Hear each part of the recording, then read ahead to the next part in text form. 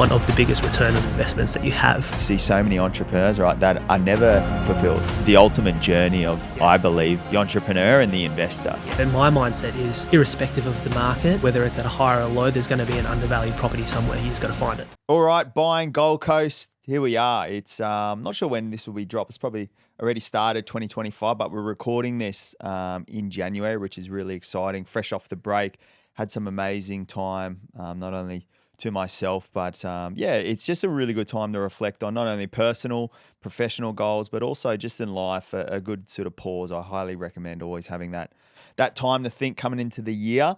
I thought I'd start the year too, buying Gold Coast. We had so much feedback at the back end of last year. I thought we'd started with a bang. This is a topic I not only for myself, when I reflected some of my goals this year. A lot of people on this podcast would have heard some of my property journey and thing like that. But part of that is utilizing business to be able to build financial security and wealth for the goals I have in life. And I've got an absolute gun and expert on today. And I'm super pumped for this one because I've got my notepad out to learn as well. But I know if you're a Gold Coast business owner right now, or you're someone that might be looking to get in the business and you want to utilize business into property to, create financial freedom, this is kind of the episode for you. We're going to unpack.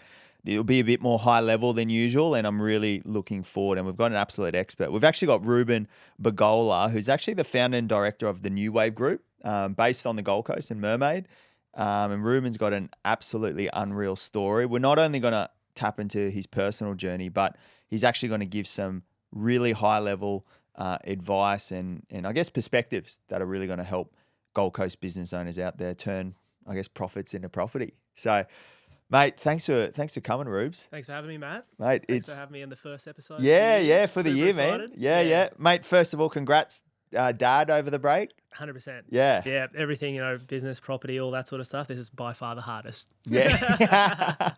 Life adjustment, but amazing. I was just going to say, I remember we spoke off air just on like, what's the biggest thing you found? I don't know, I'm an entrepreneur without any children yet. Yep. And I love just seeing people who are going through it for the first time. What have you found, just for even listeners quickly, just on that side who might be coming into family and stuff like that? What's been the biggest change? I think the biggest challenge was not knowing what you're getting yourself into in the first instance. Got no idea, right? No idea. Everyone will tell you how hard it is. Some people say it's a little bit easy, but just not understanding how different it is. I'm a very disciplined, I've got a regime that I go through every single week, and that's how I run my businesses and go to gym, and everything just changes in the blink of an eye.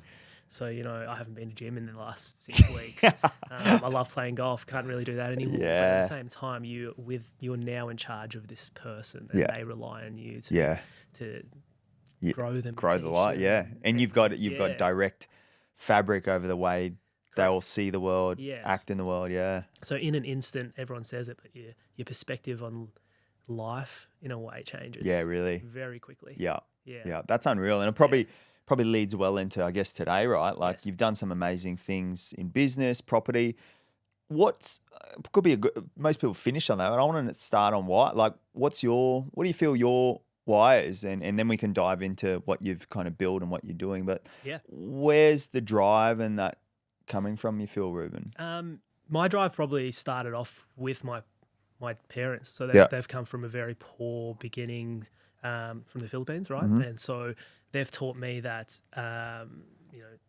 work hard, but give back. So my ultimate drive is to try and give back as much as possible in a way that in my way of thinking of it is, if I build a big business, I can hire people, give people jobs, but then also ultimately get out of that sort of day-to-day and start giving back. So I've got this goal in my head, by 40, I'm pretty much out of the day-to-day of any of the businesses, and I'm just doing fulfillment sort of work. Yeah, I love that, man. Doing stuff back in the Philippines where I'm from. Yeah. Putting kids through school, those sort of things. That's my ultimate drive. Yeah. And so to be able to do it, I thought I had to build a foundation early. Yeah. Because how old are you now? 34. Yeah. So, mate, still young and fresh. 6 years till retirement. Yeah. And mate, it's funny. just quickly on that, it's funny. I listened to a podcast, and actually, it's one of my big things too. And like, we got quite similar visions actually that we've never even spoke around, which is cool. But he spoke around. It was a podcast, and it was around fulfillment and stuff like that. And we generally go through different like stages in life, right? And it's nearly like you start new careers. So like for some people, they might have like for example, I had my sporting career and that ended, and then I started a new career in business, and then like I've thought about more like business is fulfilling, it's amazing, but ultimately that chapter could close for the new career or the new chapter or whatever it is. And it sounds like, you know, you've got that kind of 40, you probably start a new life, like it could be a whole new direction. I think so. I think that's the goal. Like everything that we're doing right now is to build that foundation so that to be able to do that. Yeah. What gets me going is being able to try and help other people achieve what they want to achieve more so than the actual money itself. Yeah. It's not about the money for me. It's not about having big businesses. It's if I see that a staff member can buy their first house or someone that I've helped, it does more for me than the money. You get it. Yeah, I love that. I love that. So it nearly sounds like, to give context before we go into it, a big driver in order to build wealth and achieve goal is actually having a vision and having a bit of a 100%. why. Yep. Yeah, that's awesome. So that gives, I guess, good context now. Or if you're someone hasn't got that yet, maybe that's a good place to start, because what we're about to dive into, there's no point doing any of it, because me and you both, I guess, would see so many entrepreneurs, right, that are never fulfilled. Correct. They could have more property, more business, more money, more profits, but like, when's enough? Exactly right. Yeah. A lot of people don't know why they're doing it. Like, so they'll keep making more and more money, work harder and harder. But when I ask them, like, why are you doing this? The first thing, do you need to make that much money? They don't know. Yeah. I love that. Yeah. So really good place to start. Clear. Yeah. Really good place to start, right? Because then that now gives context into, all right, now that you've got a bit of a why, how are we getting there? And I'm a big believer too, like you, Reuben, like, stretch the goal, like have a crack. We got one opportunity in life, right? What I want to dive into is the journey to get there. Like everyone knows, all right, I want to say retire at 40. I want to have X amount of profit in the business and property, passive income, but it's all good. Now you've got the why, but like, how do you, like, technically it's hard. Yes. There's a lot of things to learn on the journey. And then I've been a part of it. I'm just like learning so much every single day. So one topic I really want to touch on first, Reuben, is I guess,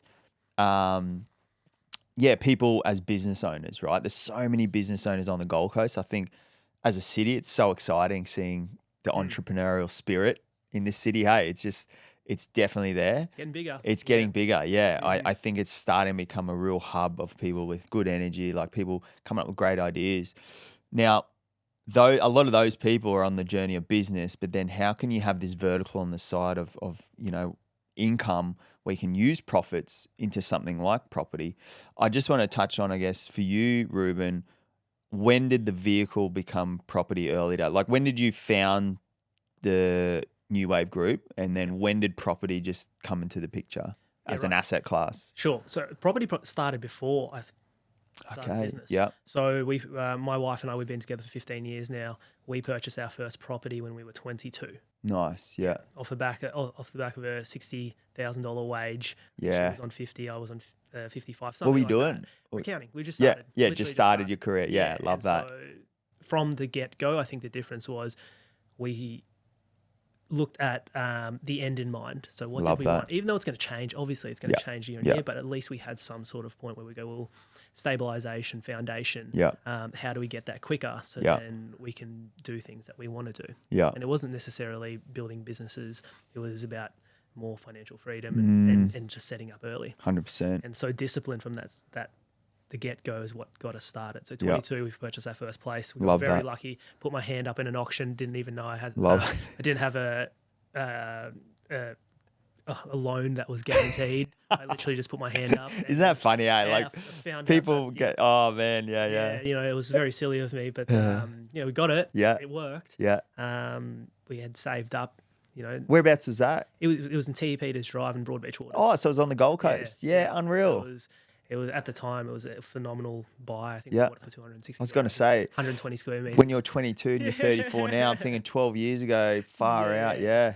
Wild. Hey, to even think like Yeah. At the time though, right, 200's a lot, 300, and now you can't get a garage for that on the Gold Coast. Yeah. Exactly right. And that was our first property that really Unreal. brought the love into property in the first instance and showed us the ability to increase your wealth Yes. substantially quickly. Yep. And so we just renovated that, just the bathroom, and then we ended up selling that for $420,000 in a year or so. Yeah, wow. And so that's what sort of kickstarted it. Did it? And I was going to say, what was the feeling like of that?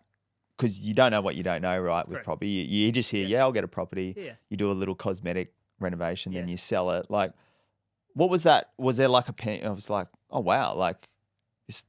That's right. Yes. Yeah, we profited. Exactly right. It's because there's two. Because you lived in it, I'm assuming. We lived in tax free. Yeah. Yeah. So the intention was to live in it and just keep it. Yeah. But Gold Coast has grown. You've seen the market moving. Yeah. Yeah. And so someone came in and offered us a good price, and we couldn't really turn it back. Yeah. So that was our first sort of principal place residence. Made a gain with no tax. Yeah. It was. So that was the feeling of like for a 24-year-old. It was a big game. Because when you think about it, like yeah, when you look at the cost of the reno and that, you're still up well into the six figures, right? And it's just like in your 20s or even 30s, right? Yes. That some people don't even get that in a whole year. Yes. Like, it's life changing. Exactly. Yeah. And so that's what really got us sort of we're onto something. Yeah. And knowing that, okay, with the end in mind, we want to keep doing this, but we also want to run businesses. Love it. At the same time. Why? I'm curious because I had the same thing, right? Yes. Why business? Like, what was there a book you read or something? Why did you then think, all right, I want to get into business? For me, I've always been like a sales marketing guy. Ever since I was a kid, I was tell everyone this. Like my first business was going out fishing with my mates. We'd catch crabs. Yeah. And my parents, they had a whole bunch of cleaning employees, and I'd go back and sell them all the crabs. Yeah. Thursday they'd come to our house and they had their pay packets, and then I'd be like, here, there's mud crabs. That was my business. Yeah. And then I just like the supply and demand, the thrill of getting the sale. That's what business was for me. But also reading books. I read and listen to podcasts like a lot of just business books. I don't read anything else but business books. And it can be one of the biggest return on investments that you have in terms of time, capital. You could start a business these days for less than 20K. Yeah, you're right. Yeah. And could change your whole life. Yeah. Turn into millions. Yeah. And so that was sort of the aspect. However, high risk as well, right? So business comes in, it's high risk not only on capital, not only on your personal sort of wealth, but also your mindset and stress and all those sort of things. So it's super high risk and a big toll on yourself. And so to balance that, property is where I felt comfortable. So our end and goal, and how do we get there quickly, is property whilst we're doing business at the same time. Love it. Love it. Whereas some people might just want to do business. They put all of their eggs in that one basket. Completely fine. They turn it into hundreds of millions of dollars, and that's completely fine as well. But for us, it's case by case. I think everyone has their own goal, and ours is to solidify our foundation as quick as possible. Yeah, love it. Yeah, mate. There's two paths I always find. There's the born entrepreneur, right? Like it sounds like probably yourself. You're destined for business and jumped into it, right? And you know from it, and then there's also I noticed the other side of like people who are in property, doing things in property, and they realize it's nearly like a ceiling, and they realize I actually have to get into business to keep this, because a salary is only, going to get you to there, right? Yes. So for anyone listening to this, you're seeing two really good angles there, because maybe the penny's dropping for someone right now listening, where I remember I used to listen to podcasts and that, and I didn't even think of business, and I loved property. And then I got to a ceiling of like, you actually can't buy anything more because your, 80 grand wage can only get you so far. Like you actually have to earn. Right. Yeah. And there was a book I remember, I don't know if you've heard of the Cashflow Quadrant. Yes, Yeah. And that whole business owner. Yes. It turned into investor. Yeah. The right side of the quadrant. I was like, wow. So, what Reuben's going on there? Reuben's on the right side of the quadrant, right? So trying to be, trying to be, And I think just I didn't even see that side of the quadrant, right, when I was in my 20s. So for anyone listening, like that's a really good concept. And what a lot of Reuben's going to say is coming from, I guess, that side of the quadrant where That's right. you've now jumped from employee to business owner, Yep. right? And now we're going to jump into, I guess, scaling that business because there's trading time for money, right? And Correct. then you saying now you got a New Wave group, team, there's other director things, there's lots happening. Tell me quickly on that side, because there's a lot of people in that quadrant right now of business owner, right? They're Yes. maybe one or two people, could be them just trading Yes. a service for their time, Exactly kind right. of thing. Is that how you started? Well, I started by myself. I started in that same unit. I was 26 at the time. Yeah. Left my other job and thought, well, if I give it a go, I'll give it a crack, and if I fail, I'll just go back to that same job. They'll probably need me. So you just went solo accountant. Solo. Just love it. Purely solo by myself, in my bedroom. Yeah. And then met most of my clients at the gym. I still have a few of those clients. How good. Yeah. And then just slowly grew it from there. Yeah. We did rapidly actually grow that. But, team and just really focused on the end goal. The end goal. You kept thinking end goal. Where do I want to be? Where do I want to be in 3 years, 5 years? And every single year. It'll change. Yeah. But at least I had something that I knew that the projects that I am doing are towards those goals. And I think that's what a lot of business owners lack is that forward thinking. Yeah. Start with the end in mind, right? Like they say. Yeah. Where did on the journey of scaling the business, and then you've got the property also. So you've done the one in T. Peters, and you're like, okay, where did that journey? So you've really got two financial pillars starting to move now, right? Which is the ultimate journey of, I believe, the entrepreneur and the investor. Yes.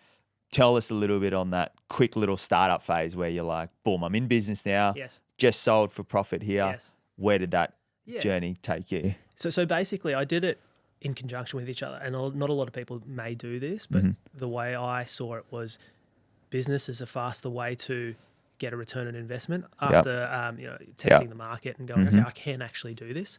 So that first property, we sold that for the business. Actually. Gotcha. So you reinvested profits into pretty much all of it. Yeah. Yeah. So we went and grabbed that money and went, okay, we made a bit of capital here. It's not a life-changing amount, but it's enough to go, let's hire some staff, grow that side again. Gotcha. And then we go, okay, we're ready to extract some of that capital. We have enough in the business that we can leave in there. We'll extract some of the earnings and then buy the next property. And then the cycle just continued, basically. Yeah. Obviously, finding the right property is key Yeah. But that's the way we saw it. And since then, we're probably up to our eighth property now. Mixture of residential, commercial, units, houses, mixture of everything. 95% on the Gold Coast. Really? Yeah. Because that's what I know. Yeah. Lived there my whole life, so can see the change. But our biggest thing was if we can balance it up, take the money out when we knew it was safe, do it in the most strategic way, then we can extract additional return on investment. I love that. And that's probably something I think would be good to just unpack quickly is, again, not so much financial advice, right? Obviously coming from a place of your perspective, but I'm really, because this is the journey I've been learning a lot on is, all right, you've scaled the business, there's profits in there. What was your mindset of reinvesting back into the business to pump the business more and more versus, hey, you've got capital to play with to invest into a market adjacent over here, which is real estate, right? Was there any tips, I guess, for the founder or the director who's sitting here right now with their headphones on thinking, that's me right now, I've got profits, do I? Yeah. Well, for us, it's all opportunity cost at the time. So if I'm looking at my business and I go, if I leave a couple of $100,000 in the business, one, what's the tax impact if I take it out? And two, good point. Will I make a bigger return if I invest it back? Most entrepreneurs, what they'll do is they'll say, there's $200,000 in here, I'm just going to take it out, and they'll probably just spend it. Yeah. And most of the time, and then they get taxed with their personal income, don't they? Yeah. We're very much of it's opportunity cost at any point in time. Where is that better spent? And so business for us wasn't if we kept putting money in there, it's just going to increase substantially. And again, case by case. But our business is very reliant on labour. And there are times in there when we cannot find staff, which means that even if we put as much money as we wanted into the business through marketing, we can't grow it as fast as we want to. Because you need the people Right. to fulfill Yeah, the work. Yeah. exactly right. And so I always think in my head, well, that cash that's sitting in there, is that better left in property that we can potentially renovate, sell? What's the market looking like? So I guess, having a team around you and advisors around you to go, well, this is what the market's looking like at the moment. Here are some undervalued properties. I think that's essential as well. So at that time, I think every business owner should assess, is that money better sitting in my business, being reinvested, or is it better that I take it out and Put it have into a crack property. in property? I love Love it. property because it's not like shares. You just don't know what's happening. Shares, it's someone else is controlling the actual business for it to go up. And if you have no idea about shares, I'd just stay away from it, right? But property, at least over time. The worst case scenario, it'll dip a little bit and it'll come back up in some point in time. Yeah. Especially especially on the Gold Coast. Yeah. It just cycles. Right? Yeah. And it's supply and demand, right? Correct. Unless, Worst thing you possibly do is you just hold it in cash. Yeah, exactly. Yeah. I mean, I always say the commodity really is shelter. Yeah. Unless shelter is going out of fashion, Correct. like it's nearly so if you buy in the right location, you'd nearly, I always say to everyone that I speak to, so I've had many clients that have owned businesses for years. Yep. Friends, clients, and they're waiting for that right time. And they've waited for years. 7 years have passed, haven't bought a single property, or they're still in their same PPR. And they come to me and they say, well, I'm waiting for the dip. But my mindset is, irrespective of the market, whether it's at a high or a low, there's going to be an undervalued property somewhere. You just got to find it. That's gold. That's my perspective. And so if you find something that's 10% undervalued, right, and then it does dip by 10%, you're still at the same position as you were before, but then you just wait a little bit, add some more value into it, renovate it, and then you're back into a positive state. And so that's my mindset. So I don't wait for the market. I look for the opportunity. Love it. That is absolute gold. And it really comes back to probably the biggest cost people are making right now is the cost of inaction. 100%. The biggest cost. Looking back and saying, I could have bought that. I could have. It's crazy, right? And man, that's so cool because I'm reflecting back. I was about 22, 23, and same year, I just started my property journey and I got a few and I was like, this is cool. And then I remember chatting to again, people in your corner. You got to have people who are far ahead of you. My finance broker back in the day, he had a multitude of probably like 30, 40 kind of thing. And I just liked his vibe too, like very humble about it. No one really knew what he was. I remember chatting to him. And same question you asked when you talk, when's the best time to buy and he said pretty much exactly what you said, Reuben. He said, Matt, I buy when the deal is on the table. 100%. He said, if there was a Ferrari, right, sitting at the front and it was $200, right, even though I don't really need it, the valuation of that is far greater. That's a deal in my eyes. So you might as well secure it and then you can always sell it, renovate it. So it's like, don't wait for the market, find the opportunities and be proactive rather than reactive. And that is always, always stuck with me. 100%. I agree. I think 90% of people wait for the lottery to happen. So they wait for the market to drop and they're like, okay, now it's my time to go. But it's been in that last 7 years that you were waiting.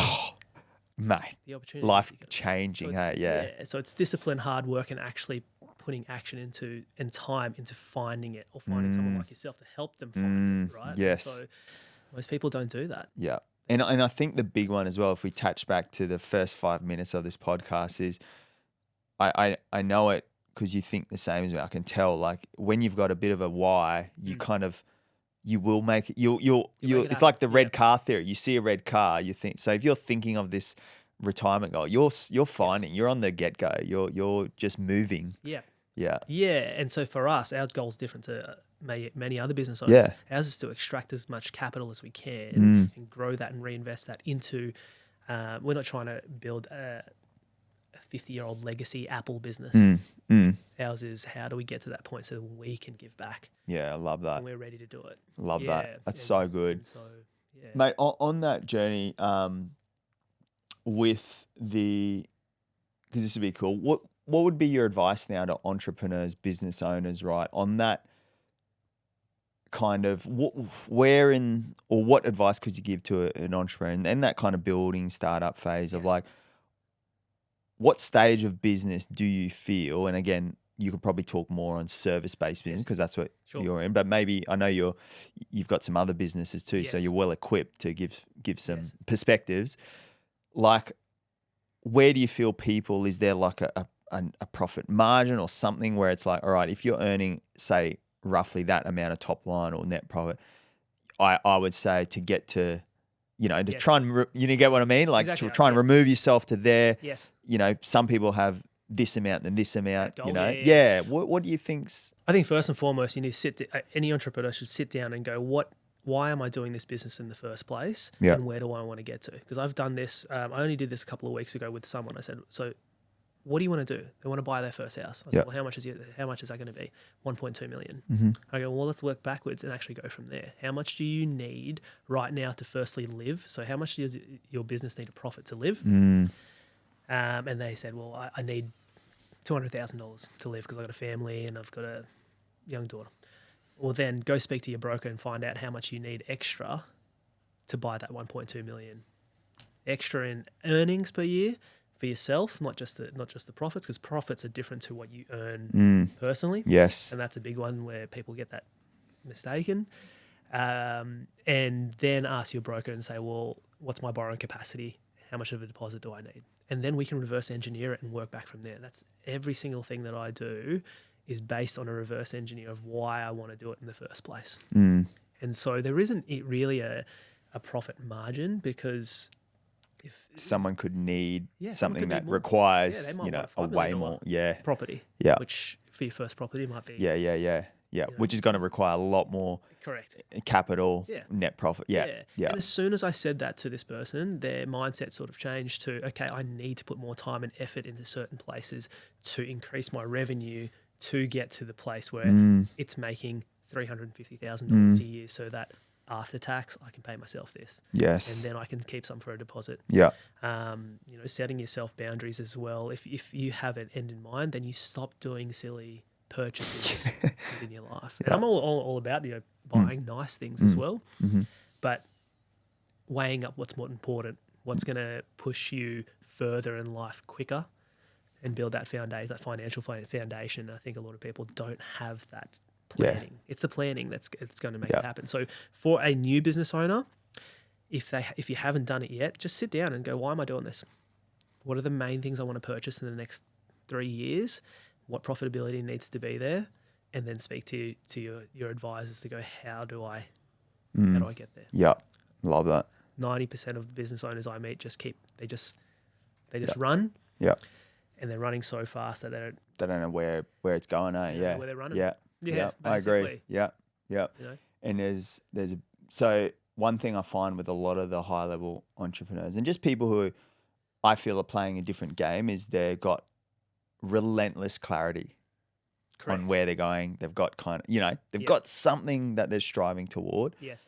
Versus the other side is there is no kind of end in mind. And just a really quick story on that, Reuben. It'll be really relatable to any business owners maybe listening to this, because I like where this is going. And I was at Gwingana retreat. It was a health retreat. Yep. And then there was a lot of business owners there and high net worth people. And it was unreal. Like, there's no phones and you sit at tables every night and they put you with different people. And it's unreal, very organic, very nice. Sitting next to this guy, it was worth a lot of money, right, from Sydney. And he's come there fresh out of rehab in Sydney. He's gone 3 times in a row in drug rehab. And it was unreal. It was one of the coolest dinners. And then next to him was another lady, very successful in the hospitality industry in eastern suburbs of Sydney too. She just got out of the same rehab and they were connecting over being in the same rehab. And then I sort of said to them, because I knew their professional life because we spoke around the night before, I said, can you tell me around how you ended up in the rehab, and how it all, and they're like, yeah, cool. And they earned so much money, but it was always away from motivated. So what I mean is what you're saying is you're toward to motivated. So you've got a goal, a kind of purpose that you're moving toward. They both said they were away from because of stuff in their childhood and they were moving so far away. It was just there's never enough, no matter what. Yes. So it's like they are so good at what they do and they earn so much money is because they don't want the pain of What happened that to 'em before. trauma to ever happen, whatever that may be, Yes. that there is actually never enough.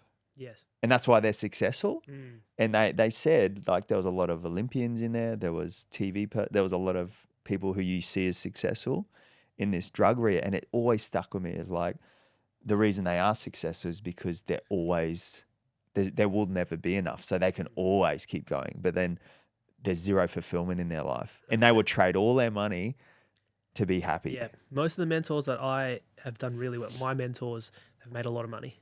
And they all say that the money they realize now is just the vehicle to get them to where they want to be now, which is freedom with their family and It's crazy, yeah. travel and spending time with their grandkids and so forth. And Yeah. I would say, 80-20 rule, right? I would say 80% of the business owners out there are not looking to make a legacy business. 100%, But yeah.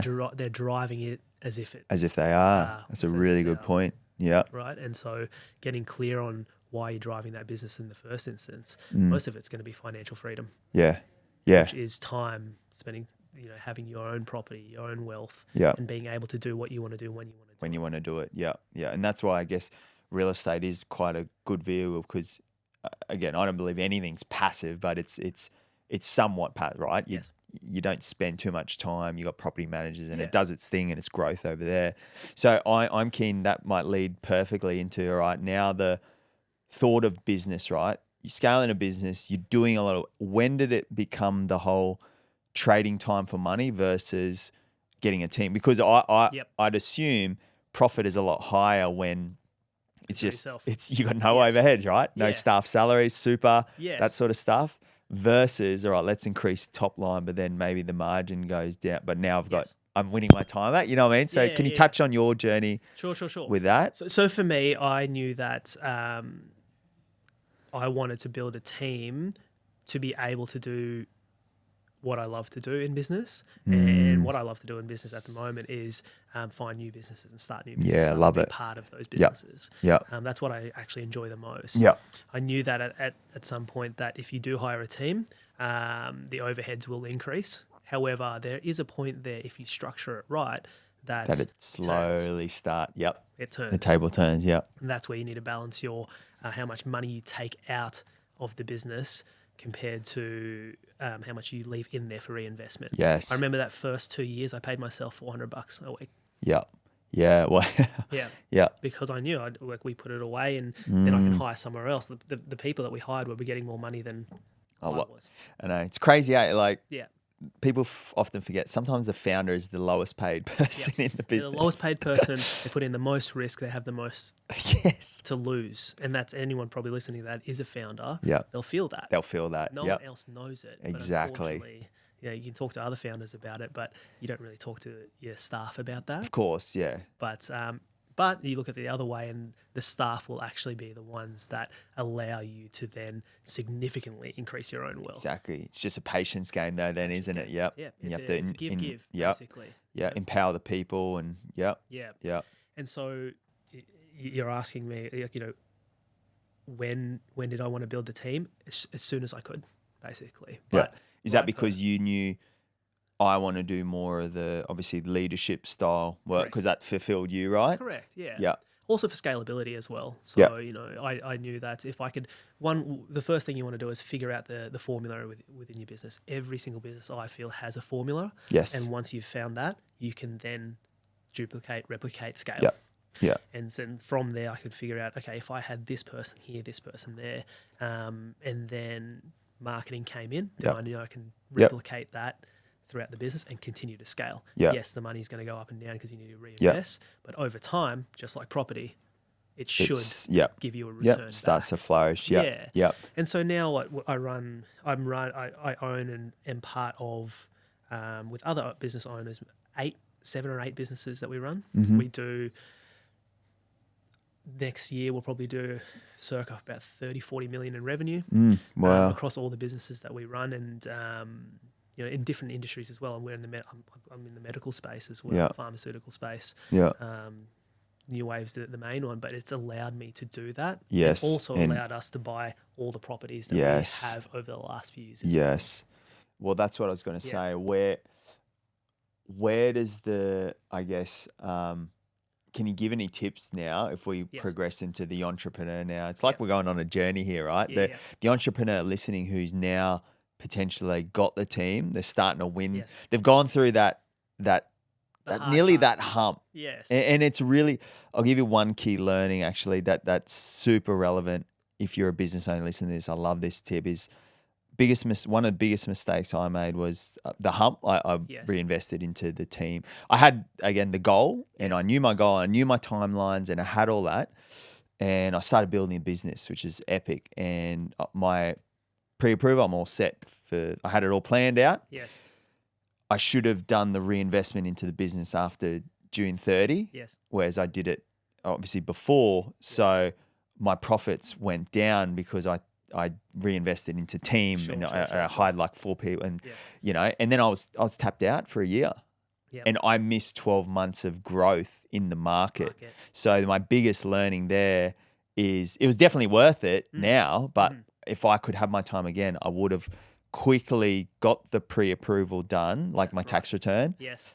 Pre-approved, then reinvested in the business the new financial year. So I've told a few business owners that, like, who have got a goal, like you said, if they're like, I want to buy this property and that, just quickly look, are you in reinvestment stage of the business, like Reuben said, or are you in a position now where you're going to be pretty sweet for the next 12 months, use that capital into property. But you're right, it was a 12-month of like, all right, I got to get over this bump, and then bang, it did happen. So now we're over the bump, right? And we've got team now, and top line's increasing.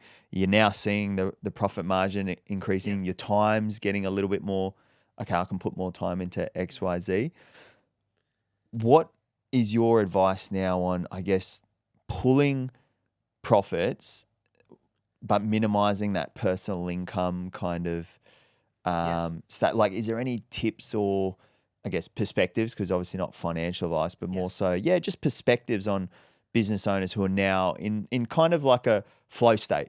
Yes. Like net profits are pretty consistent and stuff like that. Net profits, cash flow's quite Cash flow's getting there, I'm guessing in your business, you're probably starting to see your bank increasing. Yes. Not really doing much with it anymore because you're maybe not in that growth. Yeah. You don't need that money anymore to grow. Yes. So exactly. Yep. Yeah. Team's doing its thing. Your portfolio's doing its thing, but now it's like you're making more profit, but like also mindful. I don't want to just pull everything out because I'm going to get. That's right. Yes. So what's your, I don't know, what would Reuben do in those, someone of your first and expertise? Foremost, I'd probably try and figure out, okay, what type of property am I going to get into in the first instance? Love it. And so whether it's commercial or whether it's residential. Because with that in mind, it then leads you to what structure and how do I pull out the money in the most efficient manner. What people don't realize is pulling money out of the business, there's two consequences here. One is that you get absolutely taxed to the roof. So the entrepreneur that's doing really well, that pulls all of their money out personally, it's most likely they're going to be in that 47.5% tax rate. So you pull out for sure $500,000 and then you're left with, let's just call it half.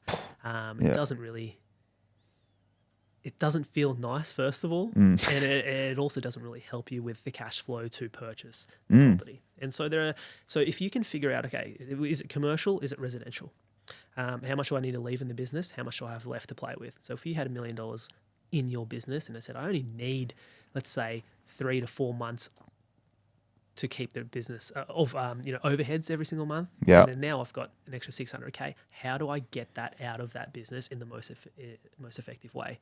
You definitely don't want to buy the property in that business. I've seen a lot of property owners do that. Yeah. So how do you get it out there? So then there's going to be a balance, most likely with your accountant, to go through and go, okay, well, this is how much we can take out personally to give you, a tax rate of, let's say, 30%. Like you average it out, right? But then how do we get the rest out? And so they might come back and say, well, we actually want to buy an investment property or some sort of property. And then sometimes what you could do is you can move it into another entity like a trust. Is this what you mean? Like a trust or like a bucket? Or a bucket company, right? Bucket company. Then that way you've already paid the 25% tax and then you're just moving the money. You're not paying the top-up tax of Yes. an extra 15% Yes. or 20%. Mhm. And so it may not seem like a lot, but on $600,000 It's at a lot. 20%, Yeah. you know, it's a lot of money. It's Yeah. 120 grand that you're saving in terms of cash flow.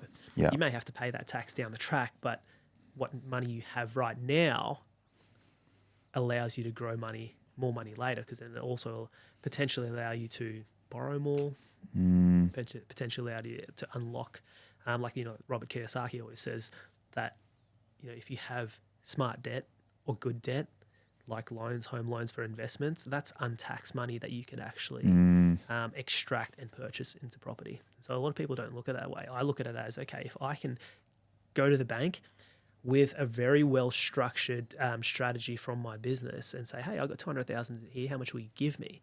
The money that you give me is untaxed. Exactly. Yeah. And now I've bought a property for $1 million, and I'm using untaxed money from the bank to do that. Yes, there's interest. Yeah. But being smart and having an advisor, let's say like yourself, a real estate agent, buyer's agent, to say, well, this is undervalued. Yeah. Then you're in a very good position to make. And then it's you're securing and appreciating asset Correct. too with untaxed money. Correct. Yeah. You've basically unlocked $1 million, 200 of your own cash, which is now somewhat taxed.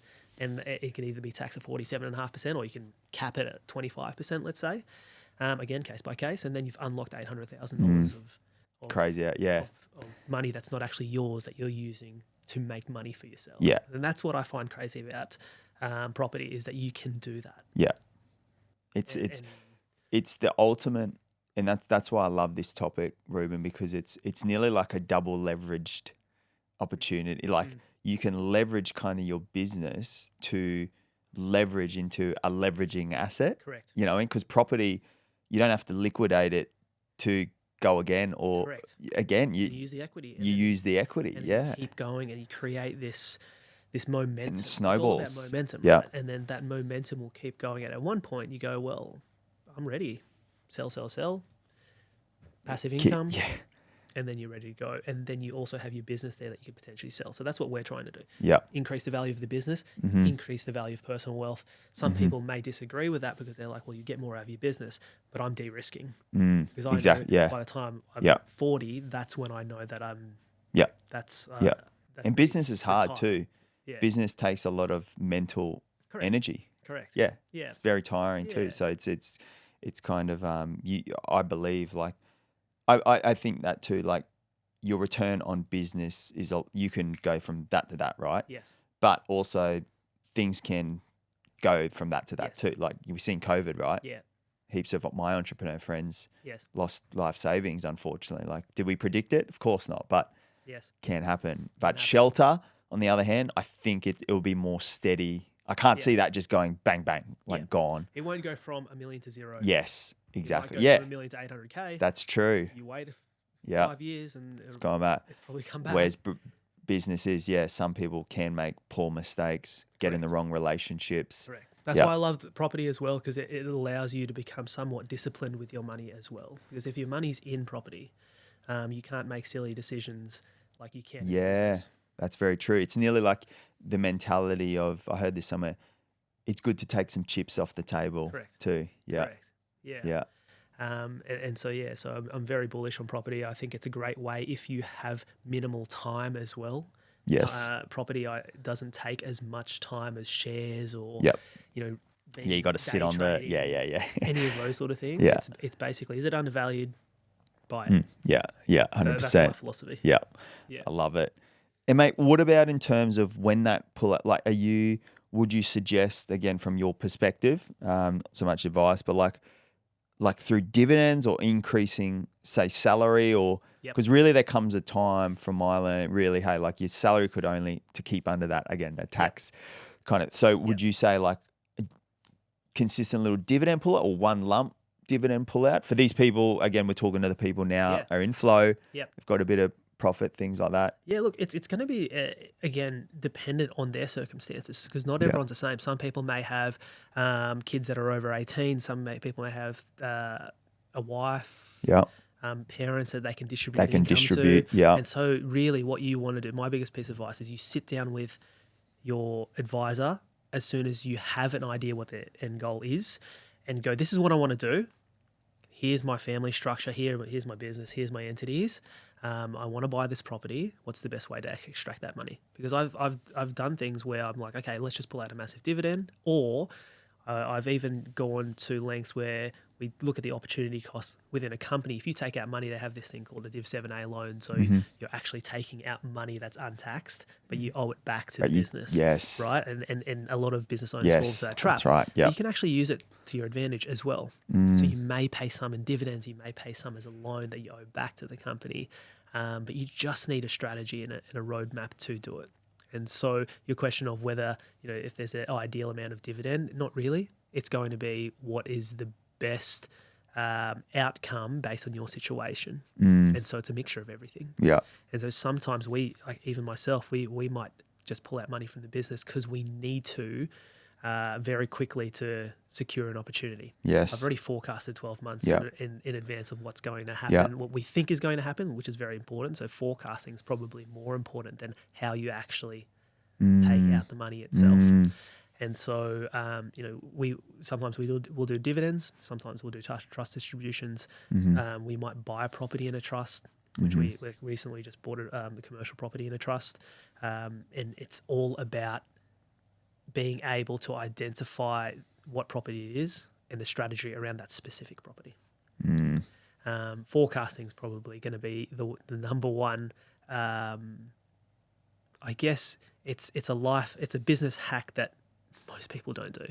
I can guarantee. Forward forecasting. If I ask most people, do you have a 12-month forecast? What's your profitability going to be in the next 12 months? What's your cash flow going to look like? No idea. That in itself will give you the opportunity to go and make the right decisions. Yeah, I love it. So it really sounds like number one is, I think number one too, because sometimes I forget too, like some people, even reversing back, like you said, a lot of people they see money in their business account and they just pull it out and they think it's my money, like I can go and spend it and stuff. But there's a lot of tax implications up there. We don't live in Dubai where there's no tax, yeah, unfortunately. And so that money in your bank account 9 times out of 10 is not yours, not all of it. And that's what it's 100%. Yeah. Now, and it's just something to be mindful of. So I think number one is chat to people like Reuben or people in accountants, that space, because if you are in business now, you've started, you're in a bit of flow, you're now thinking, all right, property is for me. Just understand the nuances first, hey, on like 100%. Yeah. I think that's the biggest trap, is that they see a whole bunch of money. Yes. It starts becoming 6 figures, 7 figures of cash in their bank account, and you think it's yours. Yeah. Yes. But it's really the businesses and the tax officers. Yes. And you as a personal name is kind of, even though you're kind of the director owner, hey, it's like, Correct. It's a bit of a penny drop. That's right. For people. So understand that, because the worst thing I sort of see too, we're talking about property. Some people don't know that, and then they go and buy, the Rangy and the and absolutely destroys their borrowing capacity. They have no cash left in the business to operate it or grow it to the next level. And so just making those smart decisions, get the property first, then get your Rangy. Yeah, 100%. Yeah, definitely. Mate, that's unreal. Mate, I'm mindful of time, mate. I could honestly be here for another 2 hours, man. I'm just curious to ask, like you've just quickly on the property side, you've done some amazing like builds and stuff as of late too. Like I know that one on Mermaid was amazing, record result there. Yes. What was that process like from, you're buying and holding, you did the cosmetic, now you're sort of going into hiring like builders and doing like bigger things. Where did that in the journey come from, just buying a home, to like, all right, we're buying and like flipping this thing? Yeah, well, we it was a progressive sort of start. That home there was actually going to be our forever home. Yeah, gotcha. And you find probably very quickly that, in a market like this that we've never seen in a long, long time, if there's an opportunity there, that's what we've taken that to sell that property. But to get there in the first instance, from going from just buying and selling a home, then we did renovation. That's what we did. So we did small renovations. Yep.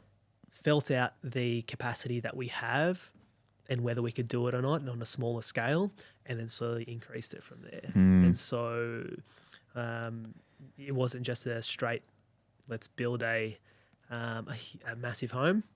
It had the intention of you guys living there. Yeah, was it? Yeah, that was going to be. Yeah. It was named after the place where we got Yeah. engaged. Yeah. It was going to be our family home, for sure. But I still use exactly the same principles as I would with any property. Was it undervalued at the time? Do I think that if it dropped by 10% in a couple of years, that it would still be of Where it is, value yeah. where it is today? And all of the boxes were ticked. So that's what we did. And the reason that property popped up is we aggressively look. We tell people that we are looking, and it was actually a friend of ours that found it, a broker actually that found that property for us, that allowed us to do that. But I think anyone that's thinking, just wait for the dip, you need to be aggressively looking because we have so much competition. You have thousands of other people looking for that same property. Yeah. Yeah. And even if it was at a lower market, you're still going to have 1,000 of probably more people at that time looking for that same property. Yeah. And so, I think time doing just actioning things now is probably going to be the biggest thing. But that property was amazing. We built it. We loved it. Great build experience. I think we got lucky with the build experience as well. Yeah. And then it just all sort of worked out. Well, it's a really good tip too, right? The one in Mermaid Waters you did there and sold. Like, I've spoken to a lot of builders on this podcast too, and people doing amazing things. The common trait I always find is they're going into even if they knew they were going to sell for a profit at the start, they still had the mentality of what would the owner occupier want here. Correct. So like you went into that, building that and designing it with like pure emotion, right? And then I guess no, we actually balanced it. So So pure emotion in a way of what we'd like to see in a home. Yeah. But a lot of the decisions was around if we were ever to sell this, could we still come out on top? Gotcha. Because we always have to think about, life's not certain and our business could fall tomorrow. And if we put everything into this house and overcapitalize by a couple of $1 million, you could be, then everything could be going. Net. So use it as a place.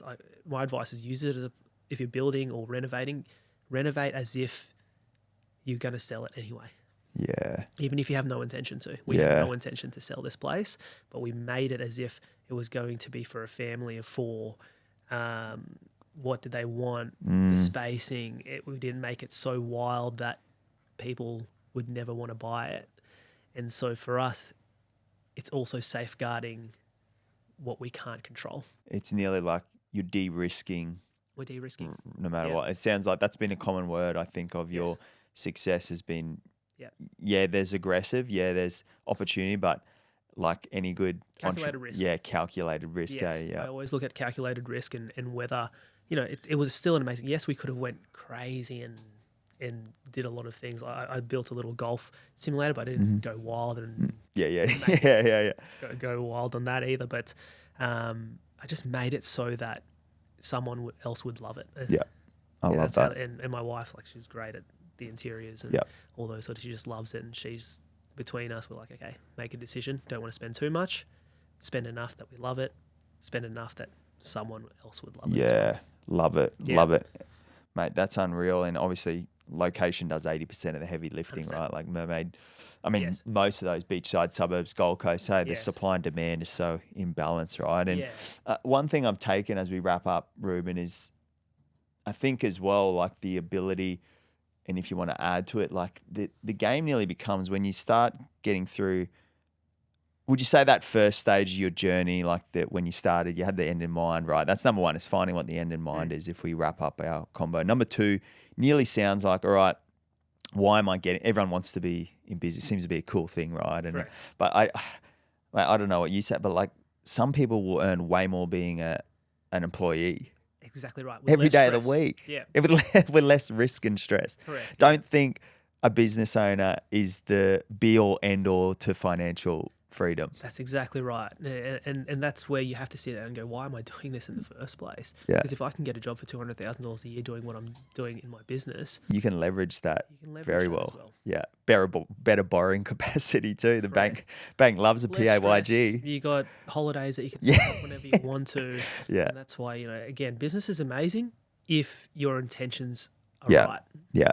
And even skill set. Well, some people just do not have the required skills. There's so many different skill sets I've realized in business that, like, I chat to my partner, like, she's like, no way I could ever run a like that. I just could not. I couldn't do that, like, skill set wise. And she's okay with that. And like, I know heaps of people that are like, not for me at all. So I just want people to realize, like, this episode's been really business focused, but don't think you can't achieve some of these goals to 100%.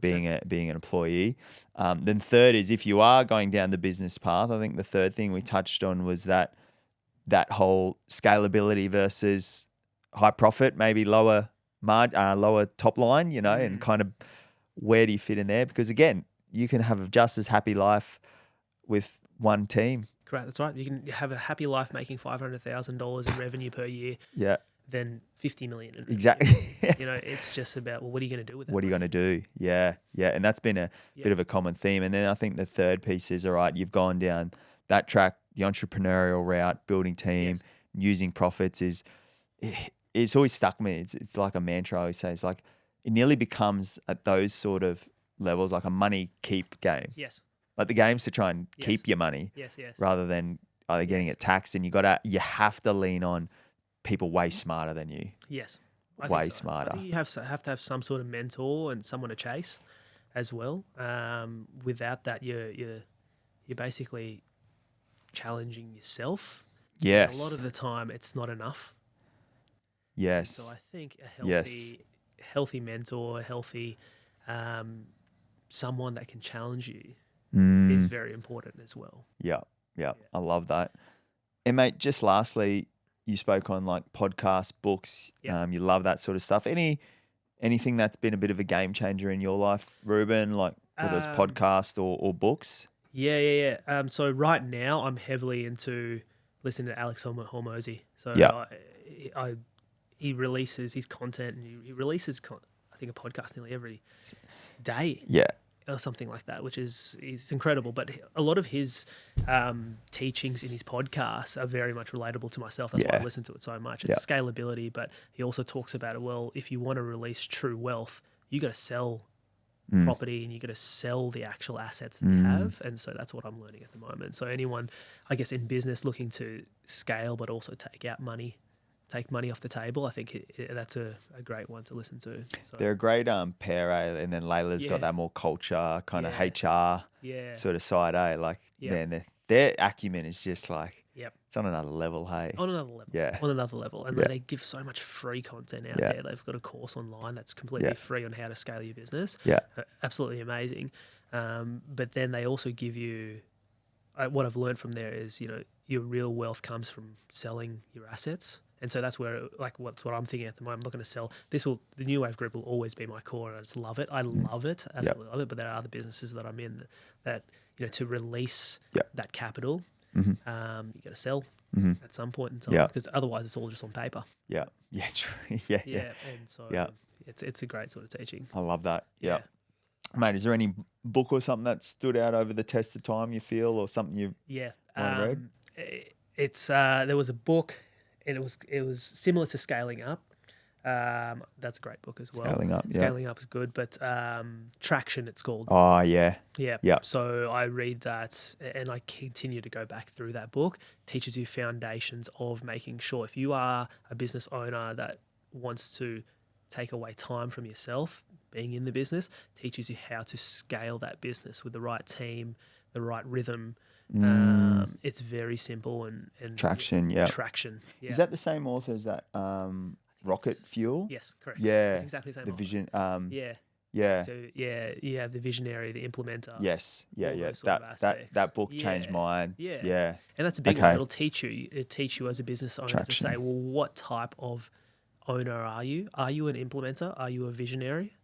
because you need people around you. If you're, for myself, I do not implement. Yeah.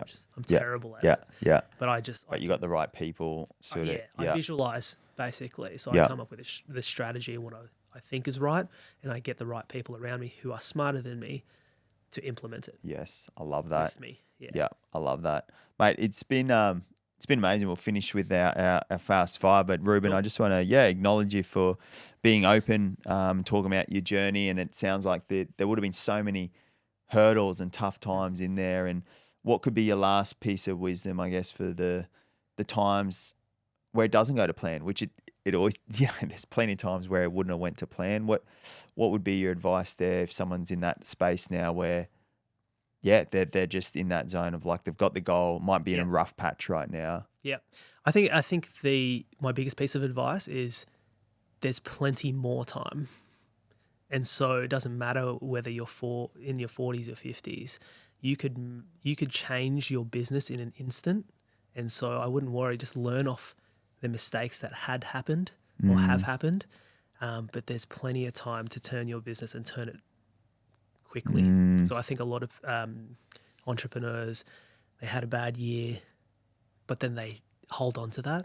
Yeah, Really, you and can it change carries it. on So for much time. Like I think we underestimate how much time we actually have to be able to do everything we want to and achieve. We just have to be disciplined about it. So good. So it's like we overestimate what we can do in a day and severely underestimate 100%. What we can do in a decade. Hey, yeah. And so people they didn't do a good year or they didn't do a good month and they knocked themselves down. But really, you got months and months left. Yeah. Yeah, and it's normal too, right? Yeah. Hey, everyone faces those things. Yeah. Learn from it. What did you do wrong? Yeah. Don't do it again. Yeah. Make it better. Yeah, mate, unreal advice, man. And it's been amazing. And being someone on the Gold Coast, lives and breathes it, business on the coast, properties on the coast, mate. It's amazing that's what this whole podcast was around, highlighting some really amazing people on the Gold Coast, man. So I really appreciate you sharing your wisdom and whatnot. Mate, we always finish with our temp therapy fast five. So temp therapy, if you don't know them, man, top guns in the wellness space. So get your saunas, infrared saunas, your ice baths, things like that. So 15% off. Mention the code word SRAMA, SRAMA, and the boys will they'll hook you up, and free installation too with the temp therapy game. Well, we're just about to go into our next build, and I'm we're putting in a sauna, a whole. There you go. Simulator, sauna. Unreal, man. Those guys are cool. Yeah, the temp therapy, 15% off, code SRAMA. So the temp therapy fast five for the coast, mate. Favorite Gold Coast, first thing that comes to mind, favorite Gold Coast beach? Nobbies. Yeah, it's a good spot around there. It's a good spot, and right now it's pumping. Isn't it? What? Yes. The Oxley and all that? Yeah. Cafe, restaurant on the coast? What would be your favourite? There's a little Japanese place that my wife and I have been going to for the last, we've been going for 12 years, and every single month we'll be there. It's called Itoshin. It's a little Japanese place hidden next to. I was going to say, I've never heard of it. Part Mermaid Beach. Yeah. Right next to it. You can't see it. Yeah. Walk in there, traditional Japanese. Oh, is it the one that kind of you go underneath kind of thing? No. No. Yeah. I know the one. It's right next to like a ramen place. Yeah. But we've been going there for 12 years, and they have the best sashimi, sushi. Really? The best on the Gold Coast. Wow. Yeah. All right. I'm there. I've never even heard of it. There you go. There's a bit of local knowledge. What Gold Coast suburb are you keeping an eye on for some serious growth, you reckon, in 2025? Across the road from Nobby's, that little pocket, Mermaid Waters, Miami. I think it's half of it's Miami Hammer, half of it's Mermaid Waters. That's where we've purchased at the moment. And I think that little pocket there, if you walk around there, there's a bit going on, eh? Yeah. And everything's still old and ready to be knocked down and ready to be. And you got a 5-minute walk straight into the new precinct in Nobby's. I think that is that whole Oxley thing. Yeah. There's a lot of like wealth in that pocket starting to pop up. Like, I mean, if you go, I love the disparity sometimes between suburbs. Yes. You know, and you walk across the road and you're Mermaid Beach. Yes. It's a whole different price point, right? We were in Mermaid Waters further west. Yeah. And we just love the lifestyle of this area. Yeah. Even though we had a bigger house, larger property on the water. Yeah. We actually love being able to just walk close to new restaurants. the square meterage rate around that area is 1/3 of Yeah. what it is in the Yeah. on the actual beach Yeah. side. Amazing, the beach side, but Yeah. value bang for buck. I think that Yeah. killer. It's a good point too on I guess highlighting always location will do 80% of the heavy lifting, eh? Like Yes. people will often choose the location over the dwelling every Yep. day of the week. So it's really good insight. Favorite holiday home location outside of the Gold Coast? Favorite holiday location? Yeah. If you were to Um, pop up a nice little holiday home somewhere, where would that be? It would probably be in the Philippines. So Yeah. I'd probably pick an island there that we love going to. Yeah. We go to a few islands over there. What's your favorite over there? There's some crackers over there, right? Yeah, I love the El Nido Yeah. flower for the actual like snorkeling Yeah. and all that sort of Yeah. side. But we've also been to Siargao and Boracay a fair bit. And How good's Boracay? yeah, it's just it's easy and I know, man. beautiful and It's a good lifestyle, yeah, eh? it's Yeah. a great lifestyle. Yeah. Yeah. And lastly, where do you think you'd build the dream home? For us, it's going to be beachside. Beachside? Yeah. Like absolute Beachfront? beachfront. Yeah. That's the end goal for us. Yeah. So, that's one of our goals by 40 Yeah. is to secure one of those Oh. properties.